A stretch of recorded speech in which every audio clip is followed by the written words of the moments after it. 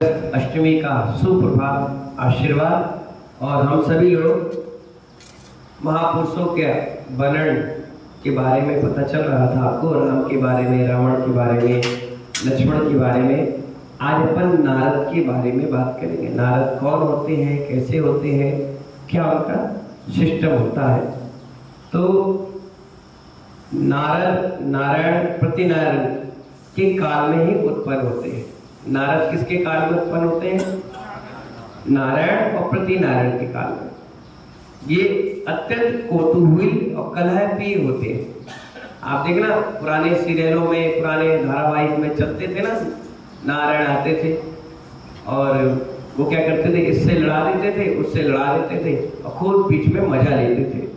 कान में किसी के कुछ कह गया और तुम्हारे बारे में कुछ कह गया, किसी राजा के बारे में। ये विद्याधर जैसे थे, उड़ के कहीं भी चले जाए। अच्छी भली दोनों की दोस्ती हो रही है तो जमता नहीं था। कोई इनका सम्मान ना करे तो हाल बिदक जाए, लड़ जाए। इसलिए बता रहे हैं कौतूहली होते हैं, ये शांत नहीं बैठते। अच्छा भला रहा, कोई व्यवस्था बनी होगी उसको जरूर बिगाड़ेंगे। इसलिए अपन लोग कहते हैं ना, क्या नारद जैसे काम कर रहा है, बोलते हैं कि नहीं बोलते? तो ये नारद होते कलह प्रिय होते हैं। अगर एक उदाहरण दे रहे, एक रानी तैयार हो रही थी। क्या हो रही थी? और ये खड़े वहां से निकल रहे थे। तो तैयार होते होते वो निकले तो रानी ने सुना ये कौन पागल सा आ गया है, उसने देख नहीं पाया कौन। तो इतना बार इन्हें सुन लिया। वो आए राजा के पास सीधा, तुम्हारी रानी कैसी है? बोले क्यों, तुम्हारी बुराई कर रही है? बोले मेरी? हाँ बिल्कुल नहीं, रूपवान तो है ही नहीं, गुणवान है ही नहीं, बिल्कुल बेकार। तुम देख लेना, बिल्कुल घटिया। आएगी तो मुस्कुराएगी नहीं, बोलेगी नहीं, पानी के लिए नहीं पूछेगी, खाने के लिए पूछेगी। इस प्रकार से भड़काए। राजा बोले अच्छा। अब राजा तो मिलने नहीं जा रहा। अब इधर से आए रानी के पास, रानी तुम कितनी रूपवती हो, ये काला कलूटा सा, ये इसको कुछ न्याय नहीं आता, ये बेकार है, ये है, बोल के चला गया। और जब दोनों लड़े तो बाहर खड़े होकर देखे, आहा मुझे देख के पागल है, मुझे पसंद करेगी, अब मजा ले रहे। और जब दोनों लड़ जाएंगे फिर जाएगा। क्यों लड़ रहे हो, क्यों लड़ रहे हो? अरे तुम्हें कितना चाहता है राजा। राजा कहेंगे तुम कितना चाहते हो उसको, अब अच्छे से रहो। और दोनों में वाह वाह कर लेगा, दोनों उसका सम्मान करेंगे। देखो नारद जी ने हमें एक कर दिया, जबकि नारद ने भिड़ा दिया। ऐसे लोग न, मैं तो कभी कोई नहीं सोचता हूँ ऐसे लोग पेट में कैसे रहते होंगे। 9 माँ को तो हिला के रखते होंगे और सपने भी ऐसे ही आते होंगे माँ को। तो ये कौन कैसे होते हैं? अत्यंत कौतूहली और कलह प्रिय होते हैं। नारायण और प्रतिनारायण को लड़ाने की मुख्य भूमिका इन्हीं की होती है। किसकी होती है? और दोनों ताकतवर होते हैं और इनको चाहिए सम्मान। राजू क्या चाहिए? सम्मान। तो ये नारायण के पास जाएंगे तो नारायण इनको बैठाएंगे और बताओ, और ये एक दूसरे की मुखबिरी करते हैं। भैया मैं प्रतिनारायण क्या गया था और मुझे वहां पर इतना सम्मान मिला, मुझे इतना कुछ मिला, अच्छा मैं उससे ज्यादा दूंगा। तो यहाँ और ज्यादा मिलता है। यहाँ आग लगा के गए, वहां जाके आग लगाएंगे, वहां जाके लगाएंगे, फिर यहाँ। इनका काम ही यही होता है, बुझाने का नहीं होता। काय का होता है?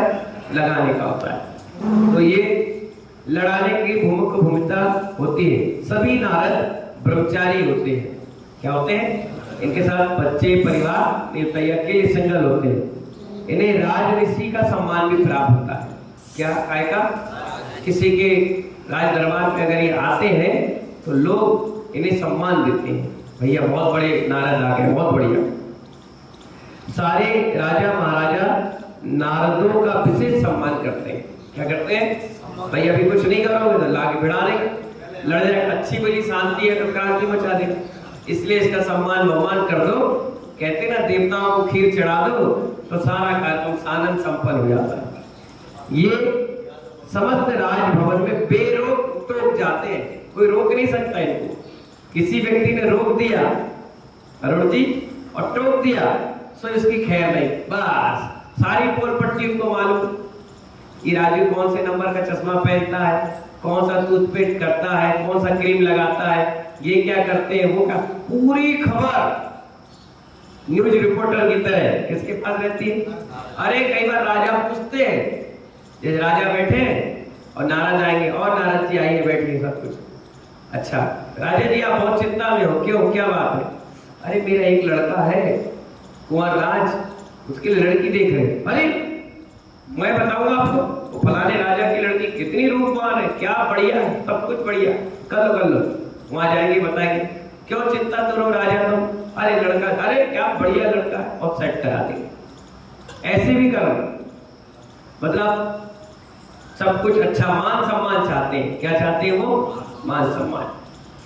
सभी नारद निकट भाव होते हैं। इतना सब करने के बाद भी, इतना करने के बाद भी निकट भाव होते हैं, यानी अगले एक दो भाव में मुनि बनकर मोक्ष जाते हैं। कलह प्रीता के कारण एक बार ये इनकी गति नीचे हो जाती है, फिर सुधार करके चले जाते हैं।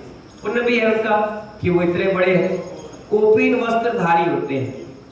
कोपिन वस्त्र का मतलब लंगोटधारी, दिगंबर मुनि नहीं है, लंगोटधारी होते हैं। वर्तमान में 9 नारद होते हैं, क्योंकि प्रतिनारायण और नारायण कितने होते हैं? 9। इनके साथ ही साथ इनका भी जन्म होता है, इनका नाम भी नारद के हिसाब से रहता है। पहले होते हैं भीम। ये भीम वो भीम नहीं, नाम भीम है। जैसे अपन ने बाली पढ़ा था, बाली, तो बाली वो बाली नहीं जो राम के समय थे, वो नहीं, ये बाली नाम था। ऐसे भीम नाम है। उसके बाद महाभीम नारद का नाम है। रौद्र तीसरे कौन? चौथे महारौद्र। छठवें काल नहीं, पांचवें काल, छठवें महाकाल। क्या नाम है बढ़िया है? भीम, महाभीम, रौद्र, महारौद्र, काल, महाकाल, दुर्मुख और 8 दुर्मुख, दुर्मुख, छठवें नरमुख और 8वें है नरमुख और 9वें है अधोमुख। तीनों मुख वाले, दुर्मुख, नरमुख और अधोमुख।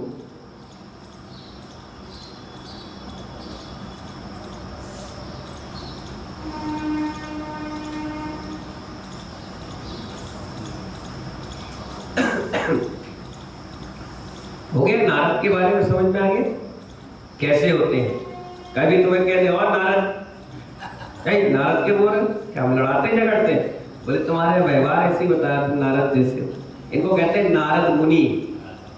क्या कहते हैं? नारद मुनि। समझ में आया? अब आप समझ जाओ इस किरण क्लास से कितनी सारी भ्रांति आपकी निकलेगी। कौन होता है, कैसे होते हैं, क्या क्या रहता है ना, सब समझ में आएगा। अब होते हैं 11 रुद्र। सब सलाका पुरुष है और 170 महापुरुष है, 169 उसी हिसाब से। प्रत्येक काल चक्र में 11 रुद्र उत्पन्न होते हैं। कितने? ये सभी अधर्मपूर्ण व्यापार में संलग्न होकर रौद्र कर्म किया करते हैं, इसलिए रुद्र कहलाते हैं। ये उटपटांग काम करते हैं, अभी इसके बारे में आएगा। सभी रुद्र कुमार अवस्था में ही जिन दीक्षा धारण करके कठोर तपस्या करते हैं। क्या करते हैं? मुनि बनते हैं 11 के 11 और जबरदस्त साधना करते हैं। उनके जैसा कोई साधक नहीं होता। तपस्या के फलस्वरूप उन्हें 11 अंगों का ज्ञान हो जाता है। जैसे उपाध्याय को होता है ना 11 अंग और 14 पूर्व का ज्ञान, गणधर को होता है, ऐसे ही ज्ञान उनको हो जाता है। किंतु 10वें विद्यानुप्रवाद का अध्ययन करते समय विषयों के अधीन होकर पथभ्रष्ट हो जाते हैं। कैसे? जो एक 14 पूर्व होते हैं तो उसमें एक पूर्व का ज्ञान, एक सब्जेक्ट होता है विद्यानुप्रवाद पूर्व। विद्या यानी मंत्र विद्या, उस मंत्र तंत्र की ताकत और उसमें साधना में निकल जाते हैं तो ये पथभ्रष्ट हो जाते हैं। मुनि बनने के बाद भी क्या हो जाते हैं? गृहस्थ जैसे हो जाते हैं। क्या हो जाते हैं? 11 के 11। ये सिद्धांत है। संयम और सम्यक से पतित हो जाने के कारण सभी रुद्र नरकगामी होते हैं।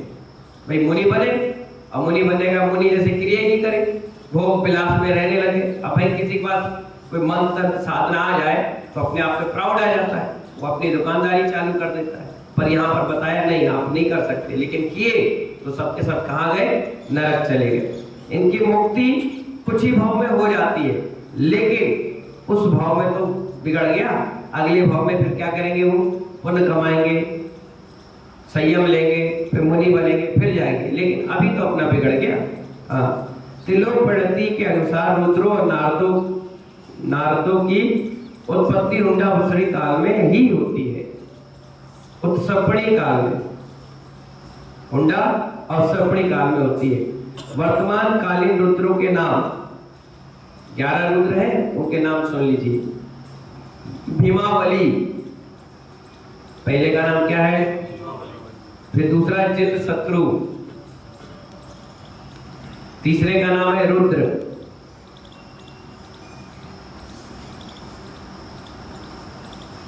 चौथे का नाम है वैश्यवानल, पांचवे का नाम है सुप्रतिष्ठ। पहले कितने प्यारे प्यारे नाम आते थे। छठवें का नाम है अचल,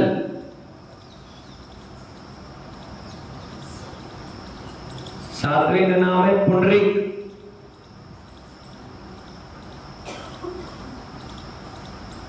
आठवें का नाम है अचिंत धर,